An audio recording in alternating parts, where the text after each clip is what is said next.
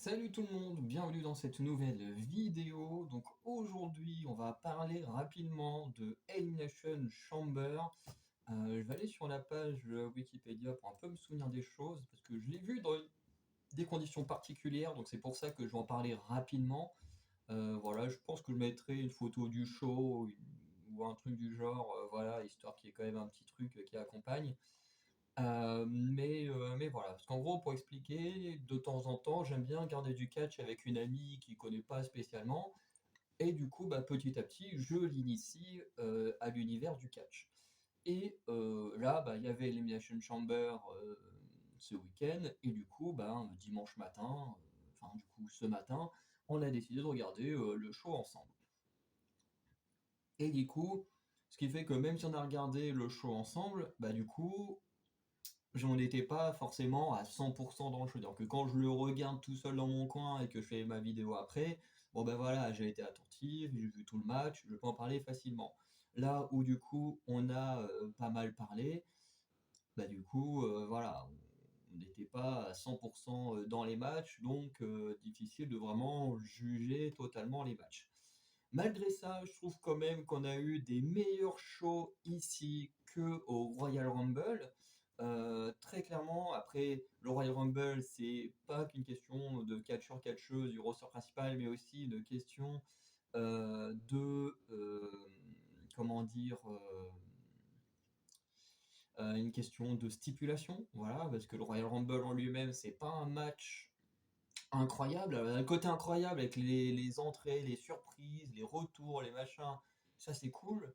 Le résultat final du Royal Rumble qui permet d'avoir son match de championnat à WrestleMania qui est cool, mais le match en lui-même, bah c'est mauvais quoi. Quand t'as 10 personnes dans le ring, t'en as 9 qui. Enfin, 9, j'exagère, t'en as les 7-8 qui dorment et puis 2-3 qui se battent. Bref, c'est ennuyeux comme il n'y a pas un Royal Rumble. En plus, ça dure 40 minutes, 50 minutes. Bref, c'est horrible. Que Elimination Chamber, c'est long aussi. Les Wargames, par exemple, c'est long aussi. Wargames qui mériterait d'avoir des règles qui changent un petit peu. Mais au moins, dans ces matchs-là, quoique, je vais enlever le Wargames parce que je vais dire, t'as des gens, ils dorment moins, mais quand même dans le Wargames, ça dort quand même beaucoup, énormément aussi. Dans l'Elimination Chamber, un petit peu moins, c'est quand même un peu plus dynamique. Euh, mais voilà. Euh, pour le pardon, pour le Chamber féminin, alors j'ai trouvé que le match était sympa. Bon, alors déjà, ils nous ont fait la tour là que je déteste. Là, ça, ils nous l'ont fait pendant le match, ça m'a saoulé. Mais bon, comme je suis en train de parler en même temps, voilà, je l'ai pas vu correctement. Mais bon, ça me saoule à chaque fois que je la vois, cette tour-là. Mais de manière générale, on a eu un match plutôt sympa. Donc, normalement, on avait Naomi, Bianca Belair, Liv Morgan, Exavis, Roxanne Perez et Bailey. Euh, le show a très bien débuté, bien qu'on a voulu faire de la surprise pour la surprise. Alors, certes, il y aura sûrement un contexte amélioré à Raw ou à SmackDown, parce que j'ai aucune idée de où est dans quel roster est Bianca, enfin pas Bianca Belair, mais Jade Cargill. Mais il faut quand même reconnaître que quand le show commence, on comprend rien à ce qui se passe. Parce que techniquement, Naomi et Liv Morgan sont censés débuter le match, et quand le match va commencer, tu as la musique de Jade Cargill. Du coup, tu as Liv Morgan qui est en panique, parce que ça fait 2-3 semaines qu'on nous dit que Liv Morgan et Raquel Rodriguez ou Gonzalez, je sais plus quel nom elle a aujourd'hui, sont celles qui ont attaqué. Enfin bref, on les accuse sans vraiment être sûr des preuves que c'est elles qui ont attaqué Jade Cargill, parce que bah, sur les caméras, on les voit partir quand d'autres personnes viennent pour voir si Jade Cargill va bien. Et du coup, bah, pour Bianca Belair, ça en faisait les coupables toutes destinées. Sauf que ben, quand Jade Cargill elle arrive, on se dit bon bah voilà, elle va dégommer Liv Morgan, et en fait, elle s'attaque à Naomi. Et là, tu dis pourquoi? Alors, moi, quand ma pote, elle m'a demandé, je lui fais, je sais rien. Alors, peut-être, pour trouver une excuse, je me suis dit, bah, en fait, peut-être que c'est parce que bah, quand Jet Cargill a été absente, euh, bah, du coup, Naomi est devenue championne par équipe avec Bianca Belair à sa place, sans avoir combattu pour mériter ce titre. Euh, comme Jade Cargill qui l'a gagné avec Bianca Belair, enfin bref. Certes, vous me direz, Naomi a fait quelques défenses de titre, bon déjà elle n'a pas eu beaucoup, et on l'a quand même considérée comme championne avant même qu'elle utilise, qu'elle défende le titre. Donc je me suis dit, il peut y avoir ça comme raison. Mais ça n'empêche que quand tu rentres dans un ring, que t'as la meuf qui est censée t'avoir explosé au point d'avoir été absente pendant plusieurs mois, et une personne qui est juste devenue championne à ta place, bah voilà, moi déjà, soit je défoncerai les deux, soit je défoncerai celle qui m'a agressé. Je veux dire, je défoncerai pas juste celle qui est devenue championne à ma place. Donc peut-être que on va nous montrer que finalement c'est Naomi qui a agressé Jade Cargill. Bon, j'ai du mal à y croire, honnêtement, si c'est ça le truc, que c'est Naomi qui a agressé Jade Cargill, bah en vrai, c'est pas crédible. C'est pas crédible du tout, en fait. Euh, et surtout que si c'est ça, bah du coup, Bianca Belair devrait être du camp de Jade Cargill contre Naomi par la suite. Euh, alors que voilà, là c'est clairement pas le cas, on comprend pas trop. En fait, c'est ça le problème, c'est qu'on comprend rien. C'est que si Jet Cargill avait fait son retour pour dégommer Liv Morgan, on aurait tous compris. On aurait dit bon bah finalement les caméras ils confirment les choses. Ce que là les caméras ne confirment pas les choses et en plus ben Naomi, je trouve que ce n'est pas le coupable idéal pour faire cette agression sur Jade Cargill. On verra les explications, mais moi je trouve que c'était plus de un retour surprise pour de la surprise, plutôt que vraiment raconter quelque chose tout de suite. On verra Raw comment, ou à SmackDown comment ils vont s'expliquer, les arguments qu'ils vont utiliser, est-ce que ce sera vraiment logique ou pas. Mais moi j'ai pas trouvé ça fou. Voilà, l'agression elle était incroyable, hein, elle était hyper violente et tout, mais j'ai pas trouvé que c'était si justifié que ce soit Naomi qui prenne cher, quoi. Bref. Après, le match en lui-même était plutôt sympa, même si j'ai trouvé que le début de match hein, entre Bianca Belair, du coup, et Liv Morgan était pas foufou. Hein, faut le dire, c'était pas foufou. Hein. Je trouve que le match a commencé à devenir plus intéressant une fois que Roxanne Perez est rentrée dans le ring. Voilà, et ensuite, c'est qui est rentré? Ah, c'est pas marqué. Ah si, ordre d'entrée. Donc, ok. Ensuite, il casse les. Donc, après Roxane Perez, du coup, on a eu Bailey en 5, puis Alexa Bliss en dernière. Euh, En termes d'élimination, bon bah Naomi, voilà, elle a été éliminée avant même de commencer le match, un peu comme Kofi Kingston, mais Kofi Kingston s'était fait voler sa place par Edge, hein, pour ceux qui se souviennent. Ensuite, on a Bailey qui a été éliminée par Liv Morgan, ça j'avoue que j'en ai aucun souvenir. Roxanne Perez qui a été éliminée par Alexa Bliss, ça j'avoue que j'étais un peu déçu. Alors, je suis très content de retrouver Alexa Bliss, en plus au top de sa forme et tout. Euh, mais, euh, mais que ça élimine Roxanne Perez aussitôt, ça m'a déçu parce que j'adore Roxanne Perez. Mais de toute façon, Roxanne Perez elle a sa rivalité avec Bailey, donc bah, c'est logique que l'une et l'autre ne gagnent pas le match. Ensuite, Alexa Bliss est éliminée par Liv Morgan. Et ensuite, on a une fin de match entre Liv Morgan et Bianca Belair qui était voilà, plutôt sympa, mais pas ouf. Et surtout, en fait, ce qui moi m'a dérangé, c'est le résultat du match. Ce qui veut dire que là, le résultat du match, c'est Bianca Belair qui gagne et qui va affronter du coup Rhea Ripley à WrestleMania. Bon, Bianca Belair Rhea Ripley, je pense que ça va faire un bon match, ça va être cool, mais tu te dis, le match c'est dans un mois, il n'y a rien à raconter. Enfin, il y a sûrement des choses hein, que la compagnie va trouver, hein, mais pour un spectateur lambda comme moi, il n'y a pas grand-chose à raconter, quoi. Bianca Belair, elle a passé quasiment 2 ans, les 2 dernières années, contre Damage Control. Après ce qui s'est passé avant, ça commence à remonter, quoi. Donc, en soi, à vue comme ça, il n'y a pas grand-chose à raconter pour quelqu'un, un spectateur lambda. Mais on est sûr que ça va donner un bon match à WrestleMania, ça c'est quasiment sûr. Et si ça peut permettre à Bianca Belair, pourquoi pas, de regagner le titre en battant Rhea et d'avoir un bon règne, et puis qu'on laisse ce règne par équipe à chier de côté, ça peut être pas mal. Mais en fait, ce qui m'a dérangé, c'est que ça fait longtemps que les fans demandent à ce que l'équipe Bianca Belair Jet Cargill split, et pourquoi pas bah, que Bianca Belair dégomme Jet Cargill. Alors moi, je rêverais de voir ça, parce que Jet Cargill, je la porte pas spécialement dans mon cœur. Quasiment à chaque match, elle nous fait des botches et tout. Enfin, en tout cas, moi, j'en ai pas vu tant que ça de matchs de Jet Cargill, mais à chaque fois, il y a eu des botches de sa part. C'est bon, voilà. Et quand tu te dis que voilà, on met ça en avant et que bah, Bianca Belair, forcément, bah, elle le subit, puisque elle, bah, du coup, on la met de côté pour mettre en avant Jet Cargill, et tu dis, mais non, pourquoi Bianca Belair, elle est mille fois plus talentueuse, pourquoi est-ce qu'elle, on la fout limite au placard pour mettre en avant Jet Cargill? Enfin, bref. Même si j'adore Bianca Belair, du coup, ce que je disais, c'est que sa victoire, elle n'est pas logique, parce que bah, t'as Jet Cargill qui dégomme Naomi, donc la personne qui était devenue sa partenaire. Euh,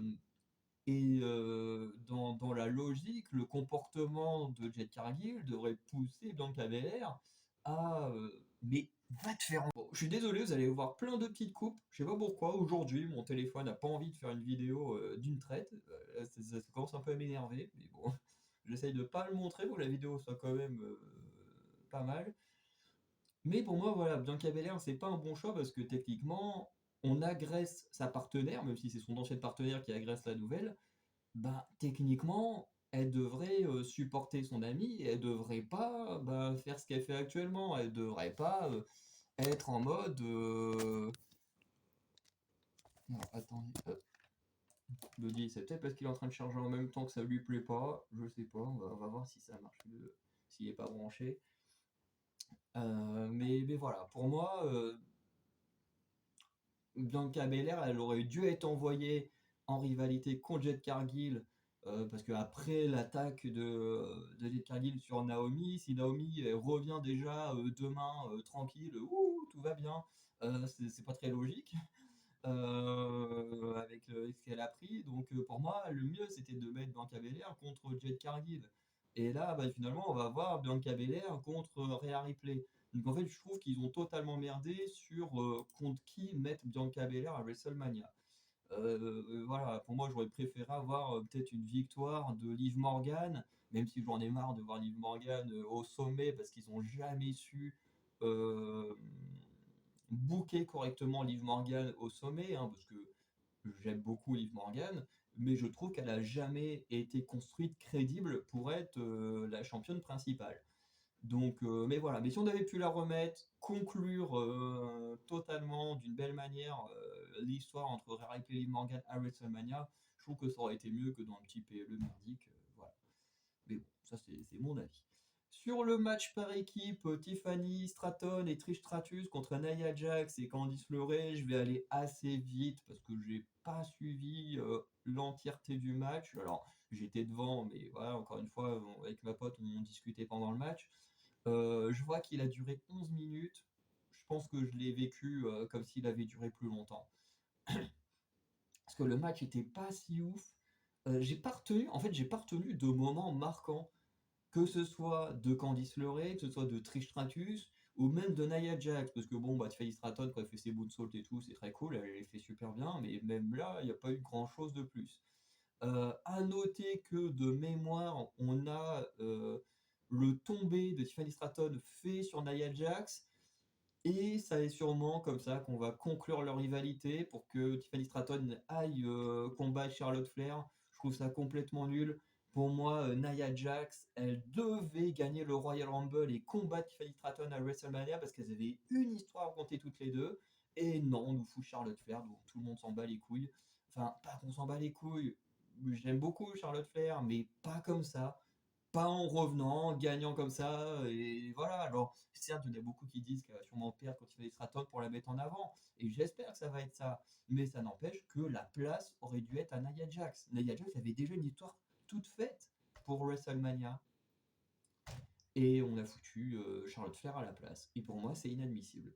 Mais bon, au final, on s'est retrouvé avec un match très moyen pour Elimination Chamber. Ça, il n'y a rien eu de marquant, c'était pas si ouf que ça, et voilà, je pense que voilà, on va passer assez vite parce qu'il n'y a pas grand chose à dire. Kevin Owens contre Sami Zayn, pareil, dans un Extension match, il n'y a pas grand-chose à dire. C'était vraiment divertissant. Là, on a passé un meilleur moment avec ma pote. Et le seul truc, c'est que je suis un peu déçu par rapport à ce que j'ai pu voir sur Internet. Ce que je veux dire, c'est que depuis que le match a été annoncé, dans mes fils d'actualité, il y a beaucoup de gens qui republient ou qui remettent en avant tous les matchs de Kevin Owens et Sami Zayn. Je crois que c'est de l'époque de la... Il veut pas, le salaud, hein. Mais je crois que c'est l'époque de la ROH, si je dis pas de conneries, et où tu voyais que c'était vraiment, tu vois, c'était vraiment match hardcore, quoi. C'est vraiment, on se foutait sur la gueule, avec des grosses prises, des gros coups, vraiment des trucs impressionnants. Là, alors oui, ils ont mis tout ce qu'ils pouvaient, mais ils ont mis tout ce qu'ils pouvaient avec le côté très soft d'aujourd'hui, très soft de la WWE surtout. Et en même temps, je comprends, faut protéger les catcheurs. Le but, c'est pas non plus qu'il y ait des matchs hardcore pour se blesser et puis que leur carrière se finisse dans 2 ans, quoi. Mais quand même, toi, tu te dis, bon, le match, juste se fout des coups de poubelle, des coups de couvercle de poubelle, surtout des coups de chaise. Bon, ma pote, elle a été très impressionnée par la chaise embarbelée et tout. Mais comme je lui ai dit, je fais ça, c'est rien hein, comparé à le match genre Randy Orton, Mick Foley ou Edge Mick Foley. Ça, c'est de la gnognotte à côté, j'ai envie de dire, en termes d'objets utilisés, quoi. Alors, c'est sûr que la chaise remplie de barbelés, c'est impressionnable. Il y a des prises qui ont été portées par rapport à la chaise qui étaient impressionnables et tout. Mais en dehors de ça, ben voilà, quand tu vois les petits best-of des matchs qu'ils ont pu avoir auparavant, tu dis, mais là, c'est quand même pas aussi bien que ce qu'ils ont pu faire. Ça reste comme hyper divertissant, hyper cool à regarder, mais je trouve qu'ils ont fait des trucs bien mieux avant, même si on reste quand même sur un très bon match devant leur public. Euh, et il y a juste un truc moi qui m'a choqué, c'est le final. Alors je sais plus réellement comment se termine le match, parce que j'en ai plus trop de souvenirs, mais je me souviens juste que ma réaction ça a été hein, ça se termine comme ça. Vraiment, il y a eu une prise portée à l'extérieur. Alors, je crois qu'il y a dû avoir une ou deux powerbombs placées sur le tablier ou un truc comme ça. Et ensuite, ils font le tomber. Et je me suis dit, mais vraiment, c'est fini là, comme ça. Il n'y a pas de pop-up powerbomb, il n'y a pas de stunner, il n'y a pas de truc. Non, là, c'est fini. Ok. Je fais, bon, bah, ok, c'est fini. C'est vraiment la fin, moi, qui m'a perturbé. Je me suis dit, bon, elle est un peu nulle, la fin du match, quoi. Le match en lui-même était très cool, très divertissant. Dès que la chaîne barbelé est sorti, alors là, ma pote, elle était en mode, oh, qu'est-ce qui se passe? Du coup, elle a arrêté de parler jusqu'à la fin du match. Au moins, ça, c'était une bonne chose, hein, que la chaise soit sortie. Si, il y a eu des tables aussi où Sami Zayn est passé à travers 2 tables, l'une posée sur l'autre. Il y a eu plein de trucs très cool. Mais le finish du match, et je parle vraiment du finish, pas de qui a gagné le match, mais vraiment comment ça se termine. Je me suis dit, ouais, bah, la fin est un peu naze, quoi. Mais le match était très cool. Pour l'Elimination Chamber masculin, alors là, c'était assez cool. Je trouve qu'on a eu un meilleur gagnant que le féminin, en tout cas. Bon, j'ai envie de dire très attendu, et en même temps, bon, bah ouais, avec, bah, vous savez ce qui s'est passé. Du coup, il y a des vidéos qui sont sorties très très vite sur YouTube. Et dès ce matin, quelques heures après que le jeu soit sorti, il y avait déjà des vidéos avec les miniatures qui spoilaient tout. Donc, bah, j'étais quasiment sûr avec ce que j'avais vu que John Cena allait gagner. Voilà. Et du coup, on a quand même eu un match assez cool. Encore une fois, comme je discutais avec ma pote, j'ai pas tout pu voir comme il faut, hein, notamment l'élimination de Damien Priest. Je l'avais totalement oublié. Et heureusement qu'il y avait le petit recap à la fin, parce que j'avais totalement oublié son élimination, comment elle s'était faite. Donc voilà, match plutôt sympa. On a Drew McIntyre qui est le premier éliminé sur un roll-up, c'était plutôt sympa, ça le rend encore plus frustré que d'habitude. Enfin, bref, il va vraiment être en gros pétage de câble à WrestleMania, ça va être très cool. Daniel Priest qui a été éliminé sur un frog splash de Logan Paul, je me dis ouais, ok, Daniel Priest quand même, éliminé comme ça aussi facilement, ça m'a surpris. Logan Paul qui lui a été éliminé par CM Punk. Bon, j'étais content parce que voilà, Logan Paul, je suis pas fan. Donc, alors, je suis pas fan de l'humain. En tant que catcheur, il est impressionnant. En tant qu'humain, c'est une ordure, mais c'est comme ça. Ensuite, on a Seth Rollins, voilà, très triste pour Seth Rollins, que j'aime énormément, voilà, qui se fait éliminer, mais quand même d'une bonne manière. Il est éliminé en restant fort, quoi. Le mec, il se prend un GTS, puis un Attitude Adjustment pour se faire éliminer. Donc tu te dis, ou l'inverse, un Attitude Adjustment et un GTS, enfin bref. Non, il prend un GTS, un Attitude Adjustment, et ensuite CM Punk, il fait le tomber sur CM Punk après l'Attitude Adjustment. Donc ça, c'était sympa. Et ensuite, on a le final, CM Punk John Cena, donc voilà, avec beaucoup de respect et tout. Ça, en fait, ça va beaucoup rappeler le match entre Ilya Dragunov et Trick Williams, et où à la fin, voilà, enfin, pendant tout le match, tu vois, t'as Carmelo Hayes qui est là, qui soutient Trick Williams, et puis une fois que le match est terminé et qu'il a perdu, paf, il le dégomme et tout. Bah là, j'ai eu un peu cette sensation. Voilà, John Cena. Bah, après c'est parce qu'encore une fois, je me suis fait spoiler à cause des miniatures. Genre, tu vois la tête de John Cena sur les miniatures, tu comprends tout de suite ce qui s'est passé, quoi. Enfin, tu comprends, voilà, qu'il y a un truc qui va pas avec John Cena. Et, euh, et le final, par contre, CM Punk John Cena, c'était pas si ouf que ça. C'était pas si ouf que ça parce que vraiment, le final, c'est quasiment allez, je tente un GTS, allez, je tente un Attitude Adjustment, et puis allez, je tente un. C'était quasiment que des vieux mecs qui tentent de faire leur finisher pour terminer le match. Et j'ai trouvé ça un peu dommage qu'il n'y ait pas un peu plus de catch entre les deux pour finir le match. Mais c'est Seth Rollins hein, qui aura le dernier mot puisqu'il a porté un stomp sur CM Punk. Et forcément, John Cena, un opportuniste, va apporter comment il s'appelle sa prise de soumission, j'ai oublié le nom. Et du coup, CM Punk ne va pas abandonner, mais tomber dans les vapes. Et du coup, John Cena l'emporte. Voilà, Seth Rollins ira forcément contre CM Punk à WrestleMania. Et voilà, et ce sera très cool. Et du coup, John Cena qui gagne, c'était très cool parce qu'en soi, il a fait une belle performance pendant le match, hein, faut quand même le dire. Malgré le final que je trouvais plutôt moyen, le reste était vraiment très cool. Et sinon, le final du show, c'était très bien aussi. Cody Rhodes qui vient voir son futur challenger, c'était très cool. The Rock qui vient et là, alors Travis Scott, qu'est-ce qu'il fout là, lui? Qu'est-ce qu'il foutait là, ce mec? Parce qu'en vrai, il a servi à rien. Et avec ma pote, on s'est foutu de sa gueule parce qu'il avait l'air con là, avec son truc là, voilà, avec sa sauge là, ou je sais pas quoi là. L'apparition qui sert à rien, mais de rien, le mec n'en a rien à foutre, il est là.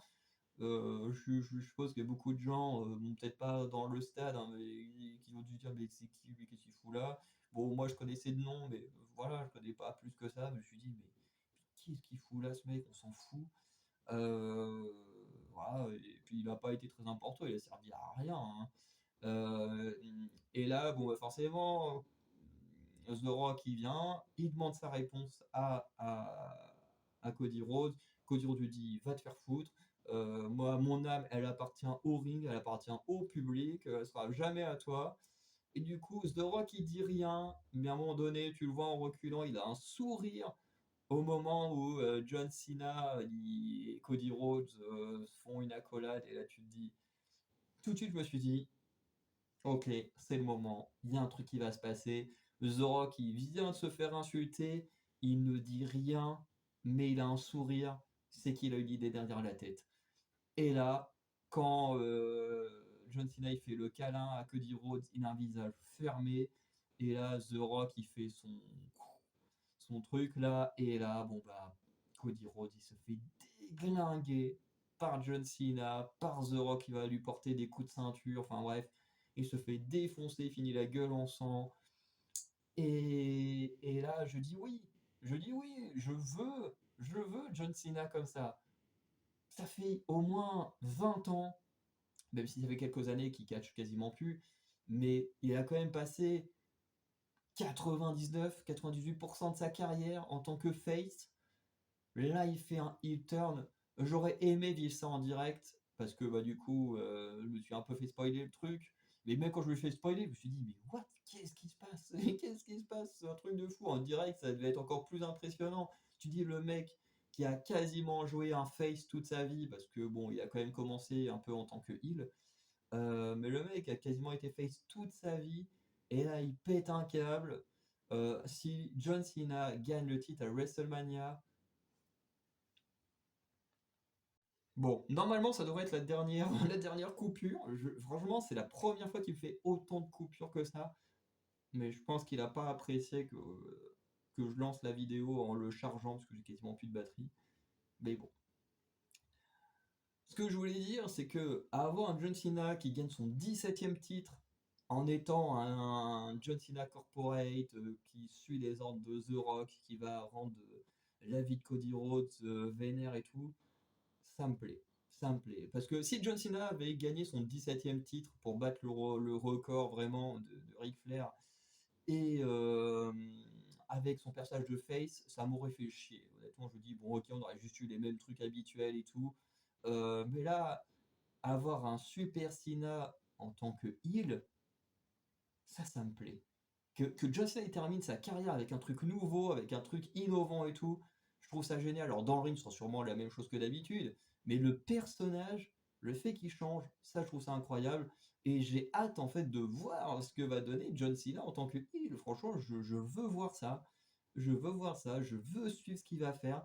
Quand j'étais ado, John Cena il me saoulait parce qu'il gagnait tout le temps. Il était tout le temps le mode Super Cena, il en prend plein la gueule, et puis à la fin du match, il fait ses trademarks et puis il gagne. Ça me saoulait. Mais là, je suis curieux. Là, je veux voir ce qu'il va faire. Et je pense que ça va être très très cool. Et j'ai juste hâte de voir WrestleMania, de voir tout le reste jusqu'à la fin de l'année. Je veux voir ce que va faire John Cena, parce que c'est nouveau, ça va être cool. Et j'ai hâte. Voilà. Donc un show qui a été beaucoup mieux que le Royal Rumble, qui a eu une vraie surprise sur la fin. Je pense que là, les gens qui disent oui, John Cena heel, oh, c'est trop prévisible. Bon, je pense que c'est quasiment impossible de dire que c'est prévisible, alors que le gars il vend tellement de trucs et il est tellement populaire avec Make a Wish et tout ça auprès des enfants que je pense que personne ne pouvait se douter qu'il allait faire un heel turn. Ou alors quelques-uns un peu plus audacieux, tout ça, mais je pense que la majorité ne pouvait pas imaginer qu'on allait en arriver là. Et je suis très content d'avoir vu ça. Voilà. Donc on va s'arrêter là parce que bah, mon téléphone il a pas très envie. Et puis bon bah j'ai pas grand chose de plus à dire parce que j'étais pas focus à 100% sur le show. Mais voilà, donc n'hésitez pas à liker, à vous abonner, à me dire ce que vous avez pensé du show, à être un peu plus précis si voilà, j'ai fait quelques erreurs et tout. Et sinon, ben, je vous souhaite une bonne soirée. On se dit à très bientôt. Et j'ai très très hâte de voir WrestleMania. La prochaine vidéo sera sur NXT Roblox, qui est dans 2 semaines, je crois, un truc comme ça. Donc voilà. Je vous souhaite une bonne soirée. Je vous dis à très bientôt. Ciao tout le monde.